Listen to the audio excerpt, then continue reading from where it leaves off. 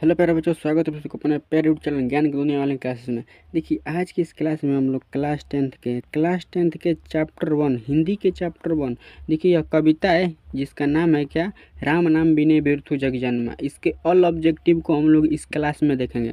देखिए, पीछे क्लास आप नहीं किए हैं तो जल्दी से कर लीजिए, क्योंकि पीछे क्लास में चैप्टर 1, 2, 3 के सभी ऑब्जेक्टिव सब्जेक्टिव करा दिया गया है, तो वो क्लास को आप लोग जरूर देख लीजिएगा। देखिए, इस क्लास में हम लोग कविता के चैप्टर जो 1 है, राम नाम बिरथे जगजन्मा, जो गुरु द्वारा नहीं गुरु नानक जी के द्वारा रचित है, उसे हम लोग ऑब्जेक्टिव को देखेंगे।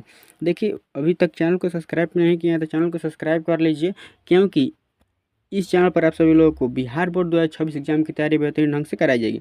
और देखिए, ये सब PDF लेना चाहते हैं तो व्हाट्सएप ग्रुप में जुड़ जाइए। उसके लिए नंबर आप लोग लिख लीजिए, नोट कर लीजिए, 88 097 और 90 571। जैसे ही इस पर आप लोग मैसेज कीजिएगा, इधर से एक लिंक जाएगा और दबा कर व्हाट्सअप ग्रुप में जुड़ सकते हैं, या व्हाट्सअप ग्रुप का लिंक नीचे डिस्क्रिप्शन में भी है, वहाँ से भी जुड़ सकते हैं।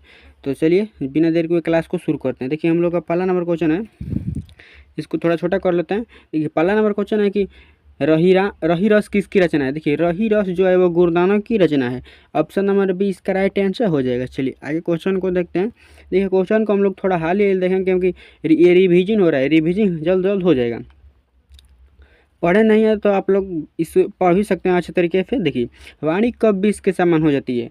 गुरु नानक जी कहते हैं कि वाणी किसी व्यक्ति का कब 20 के समान हो जाती है। देखिए, राम नाम के बिना क्या होता है, तो वाणी 20 के समान हो जाता है। ऑप्शन नंबर ए इसका राइट आंसर हो जाएगा। चलिए आगे क्वेश्चन देखते हैं। देखिए, 3 नंबर क्वेश्चन है कि गुरु नानक की रचना है। देखिए, इन चारों में गुरु नानक की रचना जो है वो ऑप्शन नंबर सी है, जो नर दुख में दुख नहीं माने। सी इसका राइट आंसर हो जाएगा। चलिए आगे क्वेश्चन देखते हैं।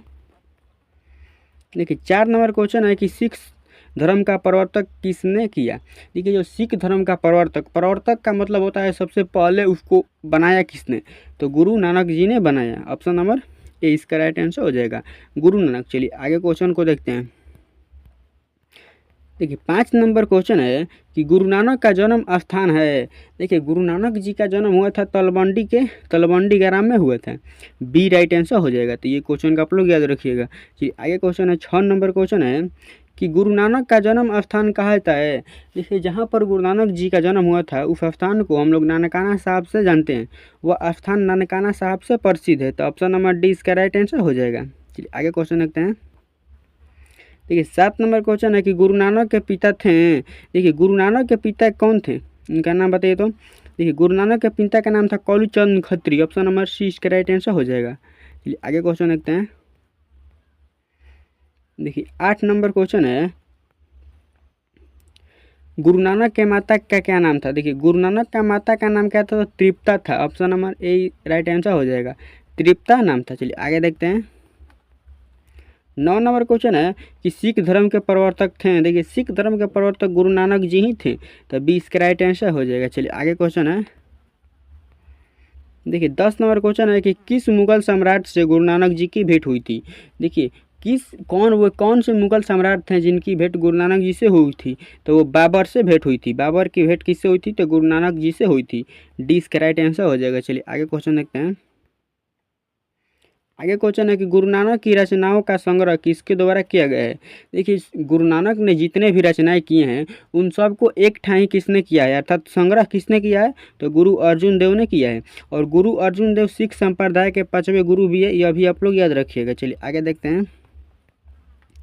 देखिए, 12 नंबर क्वेश्चन है कि गुरु नानक देव की रचनाओं का संग्रह किस नाम से प्रसिद्ध है। देखिए, गुरु नानक के सभी रचनाओं का संग्रह गुरु अर्जुन देव किए हैं, लेकिन जब किए हैं तो उसका नाम क्या दिए हैं, तो देखिए गुरु ग्रंथ साहिबा से प्रसिद्ध है, गुरु ग्रंथ साहिबा। ऑप्शन नंबर सी इसका राइट आंसर हो जाएगा। चलिए आगे देखते हैं। 13 नंबर क्वेश्चन है कि गुरु नानक की रचनाओं का संग्रह किस वर्ष किया गया। देखिए, गुरु नानक के रचनाओं का संग्रह 1604 ईस्वी में किया गया था। बी राइट आंसर हो जाएगा। इस समय गुरु नानक जी की मृत्यु हो गई थी। चलिए आगे क्वेश्चन है, 14 नंबर क्वेश्चन है कि गुरु नानक देव ने क्या कहते हुए प्राण को त्याग दिया। देखिए, गुरु नानक जी अपना जब प्राण त्याग रहे थे, आखिरी सांस गिन रहे थे, तो उनके मुंह से एक ही बात आई, उसका क्या नाम था, तो वाह गुरु कह के क्या किया, तो अपना प्राण को त्याग दिया। Option number B right answer हो जाएगा। चलिए आगे क्वेश्चन देखते हैं। 15 नंबर क्वेश्चन है कि नानक देव जगत सार किसे कहा गया है। नानक देव जगत सार किसे कहा गया है, तो इसका राइट आंसर हो जाएगा ऑप्शन नंबर सी, पूजा पाठ को। पूजा पाठ को कहा गया है। चलिए आगे क्वेश्चन देखते हैं। किसके बिना संसार में जन्म लेना व्यर्थ है। वह कौन सा चीज़ है जिसके बिना संसार में जन्म ही लेना व्यर्थ है। देखिए, भगवान के नाम के बिना या राम नाम के बिना, यह भी हो सकता है राम नाम के बिना या भगवान के नाम के बिना। Option number D right answer हो जाएगा। भगवान के नाम के बिना इस संसार में जन्म लेना क्या है, तो व्यर्थ मानते हैं कौन, गुरु नानक जी। ब्रह्म का निवास स्थान है।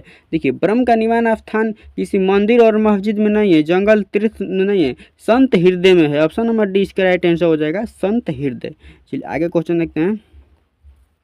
18 नंबर क्वेश्चन है कि महियल का मानक आधुनिक शब्द है। देखिए, महियल का मानक आधुनिक शब्द, महियल एक का है तो शब्द है और इसका आधुनिक शब्द क्या है, अर्थात कहने का अर्थ यह है कि महियल को हम लोग अभी इस समय क्या कहते हैं। तो देखिए, इसका राइट आंसर हो जाएगा ऑप्शन नंबर सी, धरती पर। महियल का अर्थ होता है क्या, धरती पर। चलिए आगे क्वेश्चन देखते हैं। 19 नंबर क्वेश्चन है कि हरि रस किसे कहा गया है। देखिए, हरि रस किसे कहा गया है, 19 नंबर का राइट आंसर हो जाएगा ऑप्शन नंबर सी, ब्रह्मानंद को क्या कहा गया है, तो हरि रस कहा गया है। सी राइट आंसर हो जाएगा। चलिए आगे क्वेश्चन देखते हैं। गुरु नानक किस भक्ति धारा के कवि थे। देखिए, गुरु नानक जो थे वह निर्गुण भक्ति धारा कवि थे, निर्गुण भक्ति धारा कवि थे, वह सगुण नहीं थे। ये इसका राइट आंसर हो जाएगा 20 नंबर का। चलिए आगे क्वेश्चन देखते हैं। आगे क्वेश्चन है कि गुरु नानक के प्रचार किए। गुरु नानक का प्रचार किसने किया। देखिए, यह कह रहा है कि गुरु नानक ने किसका प्रचार किया, तो कर्मकांड का। गुरु नानक ने कर्मकांड का प्रचार नहीं किया, निर्गुण भक्ति, निर्गुण ब्रह्म की भक्ति का। Option number B right answer हो जाएगा, निर्गुण ब्रह्म की भक्ति का प्रचार किए हैं गुरु नानक जी। चलिए आगे क्वेश्चन है। 22 नंबर क्वेश्चन है कि गुरु नानक की रचनाओं का संग्रह का क्या नाम है। वही क्वेश्चन है, गुरु नानक की रचनाओं का संग्रह है गुरु ग्रंथ साहिब। बी आंसर हो जाएगा, ये रिपीट हो गया है 22 नंबर क्वेश्चन। चलिए 23 नंबर क्वेश्चन है कि आशा दीवार किसकी रचना है। देखिए, आशा दीवार गुरु नानक जी की ही रचना है। ऑप्शन नंबर डी इसका राइट आंसर हो जाएगा। आगे क्वेश्चन है 24 नंबर क्वेश्चन है, गुरु नानक जी का जन्म कब हुआ था। देखिए, गुरु नानक जी का जन्म हुआ था 1469 ईस्वी में, 1469 ईस्वी में हुआ था। सी इसका राइट आंसर हो जाएगा। चलिए आगे क्वेश्चन देखते हैं। 25 नंबर क्वेश्चन है कि सुलक्षणी कौन थी। देखिए, सुलक्षणी कौन थी, सुलक्षणी जो थी वो कौन थी, तो गुरु नानक जी की पत्नी थी। ऑप्शन नंबर डी इसके राइट आंसर हो जाएगा। चलिए, सुलक्षणी कौन थी, तो गुरु नानक जी की पत्नी। 26 नंबर क्वेश्चन है कि गुरु नानक के पद किस भाषा में रचित है, यानी गुरु नानक जी अपने रचनाओं को किस किस भाषा में करते थे। देखिए, इसका राइट आंसर हो जाएगा पंजाबी मिश्रित ब्रज भाषा में। वो पंजाबी भी लिखते थे और ब्रज भाषा भी लिखते थे, तो सी इसका राइट आंसर हो जाएगा। चलिए आगे क्वेश्चन देखते हैं। 27 नंबर क्वेश्चन है कि गुरु नानक के जन्म स्थान को क्या कहते हैं। देखिए, गुरु नानक जी का जहाँ जन्म हुआ था उसे हम लोग नानकाना साहब से जानते हैं और वह स्थान नानकाना साहब से ही प्रसिद्ध है, तो ए इसका राइट आंसर हो जाएगा। चलिए आगे क्वेश्चन है कि 20 नंबर क्वेश्चन है कि नानकाना साहब कहाँ अवस्थित है। देखिए, अभी नानकाना साहब पाकिस्तान में अवस्थित है। जब पाकिस्तान भारत एक था तो भारत में ही था, तो लेकिन जब पाकिस्तान और भारत का बंटवारा हुआ तो नानकाना साहब पाकिस्तान में चल गया, पाकिस्तान के लाहौर में है। ये आप लोग याद रखिएगा। नानकाना गुरु नानक जी की रचना है। देखिए, जो सोहिला, जपू जी, आशा दीवार, ये सभी क्या है, तो गुरु नानक जी की ही रचना है और ये तीनों बीएम है। इन तीनों को याद रखना बेहद ही जरूरी है, क्योंकि इन तीनों में से किसी को भी ऑब्जेक्टिव में पूछ सकता है कि सोहिला किसकी रचना है, जपू जी किसकी रचना है, आशा दीवार किसकी रचना है, तो ये आप लोग याद रखिएगा। चलिए आगे देखते हैं। 30 नंबर क्वेश्चन है कि गुरु नानक ने किन्हें सम्मान दिया। गुरु नानक ने किन्हें सम्मान दिया, कवियों को, लेखकों को, स्त्रियों को, पुरुषों को, तो सी इसका राइट आंसर हो जाएगा, स्त्रियों को। गुरु नानक ने स्त्रियों को सम्मान दिया। चलिए आगे क्वेश्चन देखते हैं। 31 नंबर क्वेश्चन है कि जो नर दुख में दुख नहीं माने किस लेखक की कृति है, यानी जो नर दुख में दुख नहीं मानता है यह गुरु नानक की ही कृति है। Option number B right answer हो जाएगा। चलिए आगे क्वेश्चन है। 32 नंबर क्वेश्चन है कि कौन पहले संत में जिन्होंने विदेशी आक्रमणकारियों के विरोध में आवाज़ उठाई। यानी कौन पहले संत थे जिन्होंने विदेशी आक्रमणकारी जो विदेश से आक्रमण करते थे उनके विरोध में आवाज़ उठाई। देखिए इसका राइट आंसर हो जाएगा option number D, Guru Nanak. देखिए यहाँ पर दिखाई नहीं दे रहा है, दिखाई दे भी रहा है, गुरु नानक होगा। डी राइट आंसर हो जाएगा। देखिए व्हाट्सअप ग्रुप में जुड़िए, क्योंकि व्हाट्सअप ग्रुप में ही ये सब आप लोगों को पीडीएफ मिलेगा।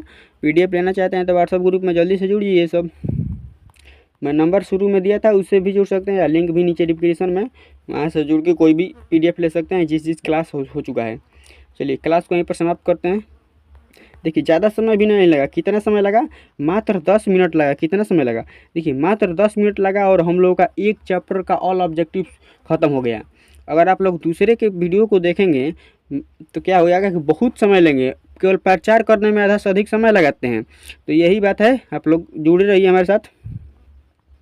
और 10 मिनट में क्या करेंगे अगले वीडियो में, तो 10 मिनट में इसके सब्जेक्टिव को ख़त्म कर देंगे। अर्थात हम लोग का 20 से 25 मिनट में एक चैप्टर को ख़त्म कर रहे हैं। क्लास को लंबा करेंगे अभी थोड़ा। चलिए यहीं पर क्लास को ख़त्म करते हैं।